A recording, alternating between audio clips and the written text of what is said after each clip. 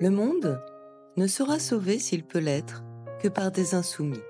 André Gide. Le monde ne va pas très bien, c'est un constat que nous partageons tous.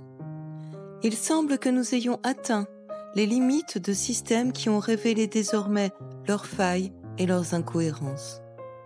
Pour avancer, il faudra trouver de nouvelles façons d'inventer demain.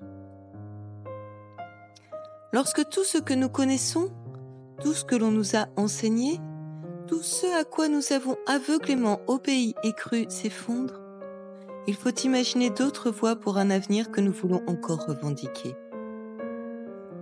Nous vivons une époque de décadence, marquée par une perte de repères et de croyances, une soif de puissance qui nous a menés à l'épuisement. Il va falloir trouver d'autres moyens pour nous ressourcer si on veut continuer. Les insoumis sont ceux qui croient qu'une autre conception du monde est envisageable. Ils pensent que l'être humain peut retrouver une nature humaniste, qu'il peut encore prouver qu'il mérite d'être considéré comme animal supérieur et utiliser sa conscience de manière intelligente. Les insoumis sont convaincus que l'avenir est encore devant nous, à condition de faire les efforts nécessaires pour faire table rase du passé. Ils refusent les conclusions fatalistes qui nous sont présentées, celles qui nous empêchent d'imaginer d'autres systèmes de fonctionnement. Le déclin du monde a commencé avec la notion de guerre, guerre de religion, guerre civile, guerres économiques. Toute civilisation qui adopte la haine comme cheval de bataille ne peut pas mener très loin sa monture sans s'épuiser sur le long terme. Nous ne pouvons pas vivre en état de guerre permanente, quelle que soit la forme qu'elle prenne. La guerre ne produit que des larmes et du sang, des dégâts et des ruines, des bassesses et des rivalités.